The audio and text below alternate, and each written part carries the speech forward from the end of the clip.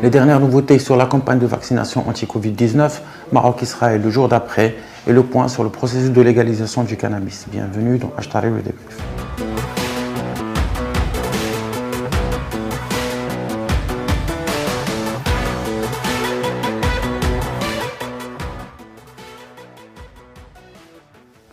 La campagne de vaccination avance plutôt bien au Maroc. Plus de 4,2 millions de Marocains ont déjà reçu leur première dose et presque la moitié a reçu la seconde. Deux questions restent cependant posées. Le degré d'efficacité du vaccin AstraZeneca et le risque de pénurie en matière de nouveaux vaccins. Oui, la polémique qu'il y a eu sur le vaccin AstraZeneca en Europe a rapidement fait demi-tour. On peut dire ça comme ça. Nous, au Maroc, on a rapidement réagi. Le ministère de la Santé a dit qu'il continuait la campagne de vaccination avec AstraZeneca. Il a eu raison de le faire, sachant que l'Agence du médicament européenne a dit qu'il n'y avait aucun risque par rapport à AstraZeneca. Donc, fausse alerte par excellence. Même les vaccins qui avaient arrêté la campagne de vaccination avec ce vaccin ont repris. Donc c'était une fausse alerte. Cependant, il y a toujours le risque de pénurie des vaccins et de l'approvisionnement des vaccins. Ce qu'on sait, c'est que le Maroc va recevoir le vaccin russe, Sputnik 5. 1 million de doses. 1 million de doses, mais la grande inconnue va rester sur le reste. Oui, sachant que il y a le vaccin Sputnik et il y a aussi une partie du programme COVAX que le Maroc devrait réussir. Donc la campagne de vaccination devrait reprendre. La campagne de vaccination et l'état actuel des choses, voici le point de vue de Tayyip Hamdi, notre consultant, médecin et chercheur en système de santé. En matière de débat sur les problèmes de coagulopathie et le vaccin AstraZeneca et la relation présumée entre ces effets indésirables et le vaccin, généralement en matière de pharmacovigilance, on se pose des questions. La première question qui a été posée, c'est est-ce que ces problèmes de coagulopathie faisaient partie des effets indésirables signalés lors des essais cliniques? La réponse était non, donc par les experts de l'OMS et les experts de l'Agence européenne du médicament. Deuxième question, est-ce que les problèmes de coagulopathie signalés chez les personnes vaccinées par AstraZeneca sont supérieurs aux problèmes de coagulopathie dans la population générale? La question était non. Et même, on a trouvé que les problèmes de coagulopathie chez la population générale sont supérieurs aux problèmes de coagulopathie chez les personnes qui sont vaccinées par l'AstraZeneca. Et donc, ça suppose qu'il n'y a pas de relation statistique entre le vaccin et les problèmes de coagulopathie et que ce vaccin, donc, n'induit pas un sur-risque pour le problème de coagulopathie. Il y avait aussi une comparaison entre les effets indésirables qui sont signalés chez les personnes qui sont vaccinées avec l'AstraZeneca et les personnes qui étaient vaccinées avec le vaccin Pfizer.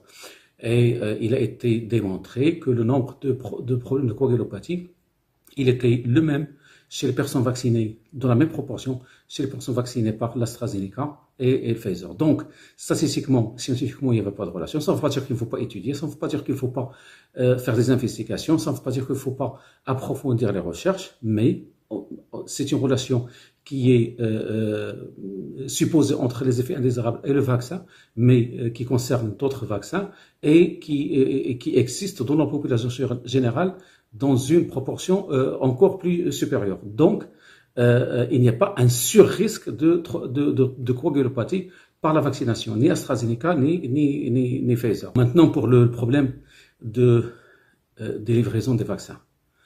C'est un problème mondial. Et tous les pays, malheureusement, ils vont connaître ces problèmes, donc ils vont voir leur campagne de vaccination ralentir, parce que c'est une course pour un vaccin très demandé et c'est une capacité de production qui est limitée. Au Maroc, certainement, dans les semaines à venir, on va voir quelques ralentissements de la campagne de vaccination. Heureusement que pour le Maroc, on a déjà bien fait notre campagne de vaccination et vu que notre population est jeune, donc on a déjà pu protéger une bonne partie des personnes vulnérables. Ce sont les personnes âgées et ce sont les personnes qui ont des maladies chroniques. Donc, grâce à notre démographie qui est jeune, déjà nous sommes passés de 75 ans, 65 ans, 60 ans et même les maladies chroniques sans limite d'âge. Mais on va voir des ralentissements de vaccination et malheureusement on a des risques de dégradation de la situation épidémiologique vu la troisième vague qui frappe actuellement l'Europe. On a des souches qui sont détectées chez nous et peut-être d'autres souches qu'on va détecter dans l'avenir. Et on a aussi cette campagne de vaccination qu'il faut protéger. Donc, ce ralentissement, on peut le contourner, on peut le déjouer en jouant sur d'autres paramètres. C'est premièrement, il faut espacer les doses pour l'AstraZeneca entre la première et la deuxième injection au lieu de 4 semaines, 3 semaines. 3 mois. De 4 semaines, il faut passer à 3 mois. Maintenant, on a les études qui confirment que non seulement l'efficacité du vaccin après 3 mois reste la même, mais il est supérieur à un espacement de 4 semaines. Deuxième question, est-ce que les personnes qui ont reçu une seule injection, ils sont protégés? Les études ont montré que la première injection par AstraZeneca comme par Pfizer protège à 95% contre les formes graves et le risque d'hospitalisation. Même chez les personnes qui ont plus de 80 ans, la première injection protège avec un pourcentage d'efficacité, un taux d'efficacité qui va à 80%. Donc, on peut espacer et comme ça, on peut gagner des doses. Deuxième piste, c'est peut-être il faudrait les personnes qui ont déjà fait le Covid, il faudrait les vacciner 3 mois après l'infection. Donc, on va gagner les doses pendant 3 mois. Et aussi, il faudrait peut-être faire une seule injection. Les études ont montré que les personnes qui ont fait le Covid, après une seule injection, ils produisent des anticorps de 10 à 45 fois plus que les personnes qui ont reçu une injection et qui n'avaient pas fait la Covid.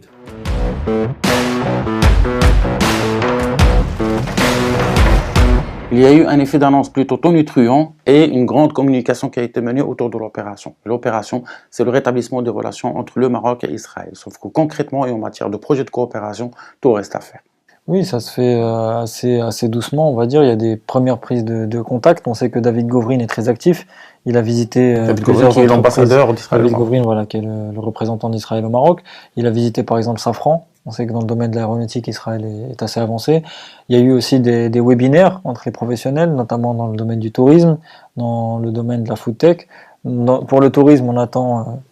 Donc les conclusions de ce webinaire, c'est qu'on attend à peu près entre 100 000 et 200 000 touristes israéliens à l'horizon 2022. Donc il y a des choses qui se font, mais petit à petit. Ça reste timide. Voilà, ça reste de la prise de contact plus que des concrétisations. On sait aussi qu'il y a des petits partenariats qui se font entre les hôpitaux universitaires, par exemple l'hôpital pour enfants universitaire de Rabat. Donc il y a des choses qui se font, mais c'est encore au stade de la prise de contact, c'est des balbutiements. Donc ça se met en place à peine, on va dire. Voilà, petit à petit. En sachant qu'il y a eu de gros secteurs qui ont été déjà identifiés. Tout à fait. Et on a clairement identifié les secteurs de coopération, à savoir l'agriculture, les nouvelles technologies, aussi les eaux. Mais la bonne foi du Maroc a été prouvée là-dessus, mais il n'y a rien de concret jusqu'à aujourd'hui. Donc cela étant, comme j'ai dit tout à l'heure, il y a eu plusieurs webinaires et tout ça. D'ailleurs, la semaine dernière, il y avait un webinaire autour de la food tech et il y avait des participants israéliens. On les écoute. Nous avons eu le plaisir de collaborer avec le Foodie Show, première collaboration significative entre Israël et le Maroc, pour un événement qui a eu lieu du 9 au 12 mars, qui est un trade show international organisé par deux fondateurs marocains, Jalal Ben Brahim et Houda Guessous, avec lesquels j'ai collaboré pour faire participer Israël à cet événement international.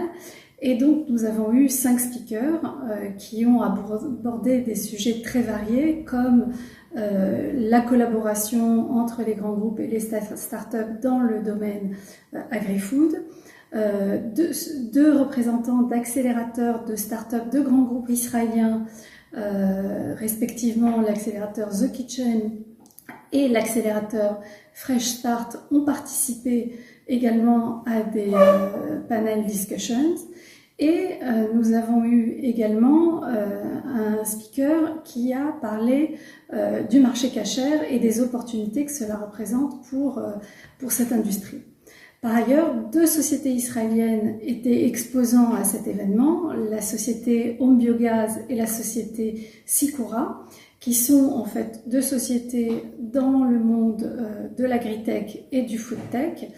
Et donc, on espère que cette représentation israélienne, va pouvoir en fait donner lieu à des collaborations concrètes sur le marché marocain, bien sûr, mais à partir du marché marocain comme étant un pont et un hub vis-à-vis du marché africain qui peut être géré depuis le Maroc. Au-delà de cette première collaboration très concrète, nous espérons pouvoir organiser dès que les vols directs entre Israël et le Maroc reprendront et le permettront, de pouvoir organiser en fait une rencontre entre les acteurs des industries agroalimentaires et liées à l'utilisation de l'eau, avec en fait l'innovation israélienne et les entreprises innovantes en Israël dans des domaines comme le vertical farming, l'aquaculture, l'optimisation de l'utilisation des ressources naturelles dans l'agriculture et autres, et également aussi depuis l'annonce au Maroc de la possibilité d'utiliser le cannabis dans le cadre thérapeutique médical qui doit être effectivement validé par le Parlement bientôt. Nous allons aussi, j'espère, pouvoir présenter l'innovation israélienne sur l'industrie du cannabis justement. Donc nous attendons avec impatience la possibilité d'organiser ces rencontres pour pouvoir mettre à profit l'innovation Israël au cœur de ces trois industries marocaines. La crainte actuellement est que les enjeux électoraux en Israël prennent le dessus un petit peu sur ce processus. On sait très bien que le mardi prochain, mardi 23 mars, auront lieu les élections législatives israéliennes. Et donc la question reste posée.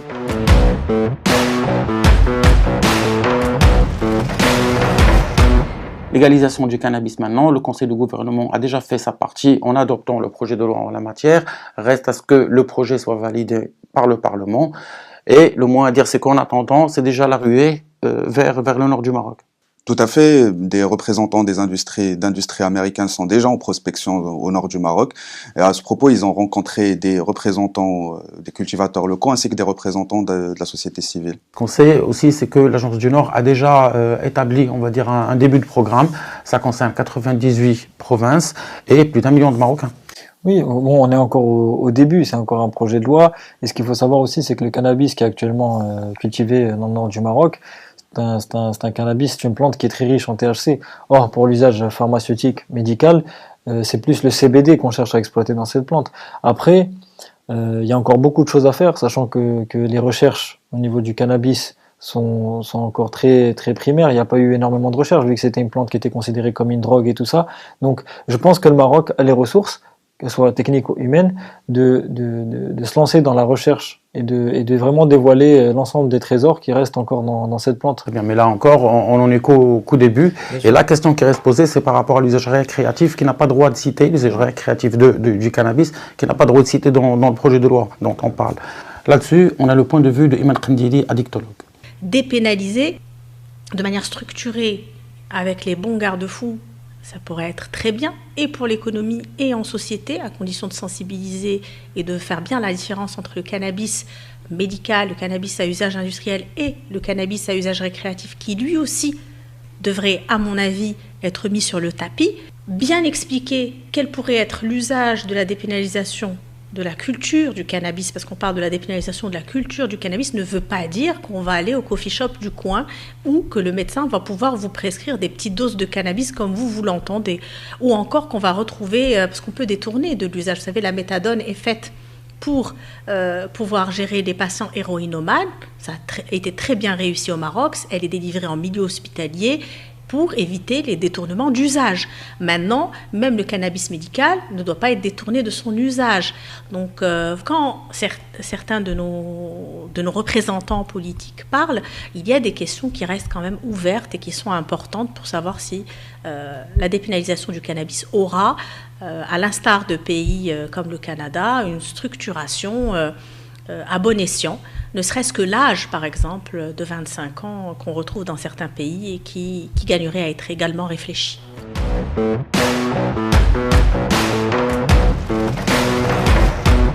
Notre invité de la semaine, c'est Loubna Cherif Kanouni. Loubna Cherif Kanouni est la présidente de l'AMI, une association qui fait beaucoup pour les enfants atteints d'infirmités motrices et cérébrales. Rencontre.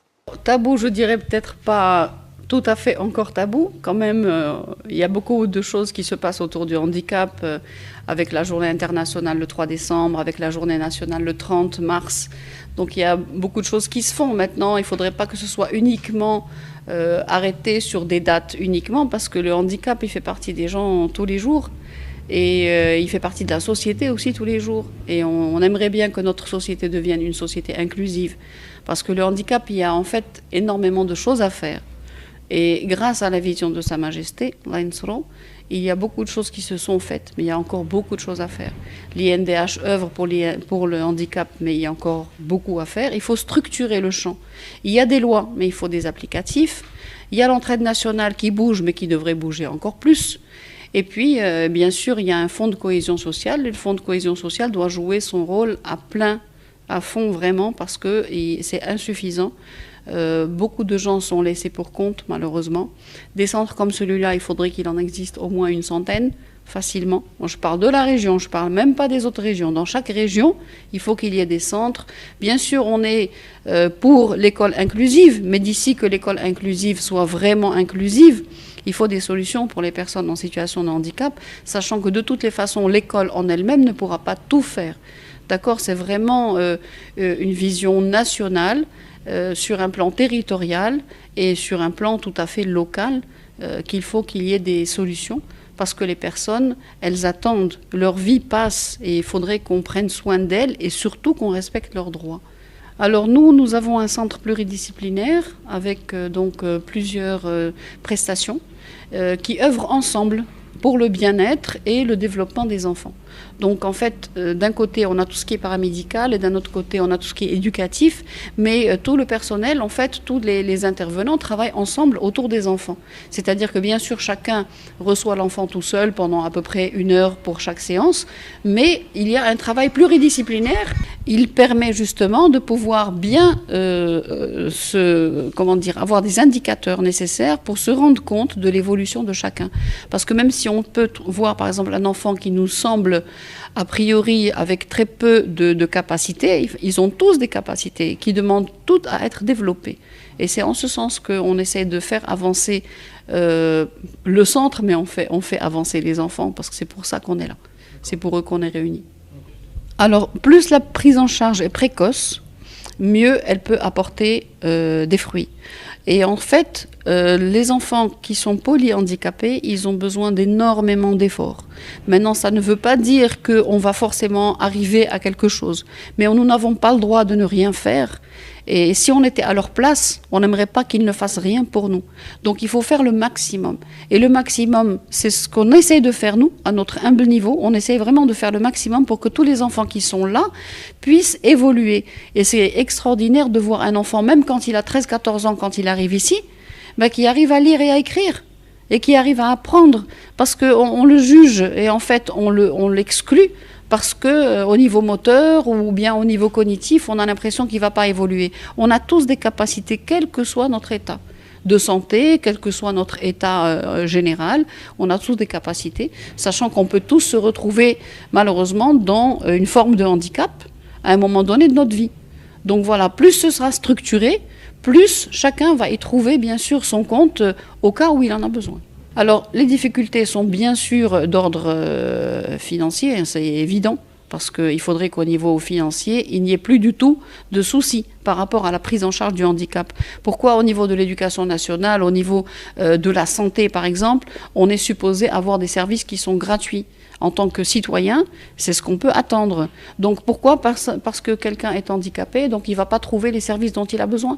Non, il faut absolument travailler dans ce sens-là, œuvrer dans ce sens. Comme je vous ai expliqué au début, il y a beaucoup de choses qui se font, mais elles sont malheureusement un peu disparates. Elles ne sont pas coordonnées, et il faudrait qu'elles soient coordonnées d'une part, et surtout qu'il y ait beaucoup plus de prestations, qu'il y ait plus de fonds, qu'il y ait plus de choses structurées, de façon à ce que les personnes en situation de handicap se sentent complètement intégrées, inclus dans la société.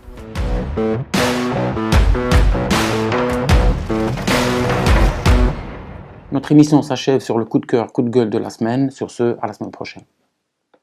جينا الحمام بعد ما حل وفرحنا، كانت لنا واحد الفرحه كبيره شي عام وحنا كنتسناو، والحمد لله الحمد لله من هذا، لان كاينين بزاف الناس ما عندهمش فين يدوشوا من غير الحمام. الحمام هو واخا ولو يكون عندك داع الدوش، الحمام حاجه اخرى. دوزنا واحد العام ما نقولش لك بحال اكتئبنا من جهه الحمام. ايوا الحمد لله ملي حل الحمد لله فرحنا وملي سمعنا هذه الاخبار فرحنا، حيت عام وحنا كنعانيو، والله تعالى فرج علينا كاملين كأرباب الحمامات، كمستخدمين في الحمامات، كمواطنين اللي كيعوموا حتى هما راه عانوا معنا. من هنا الكلمه تعذبنا ما حيلت الكرا، ما حيلت المصاريف، وما عندنا حتى شي مهنه اخرى الا الحمام. عانينا بزاف، ولكن الحمد لله ربي فرج علينا.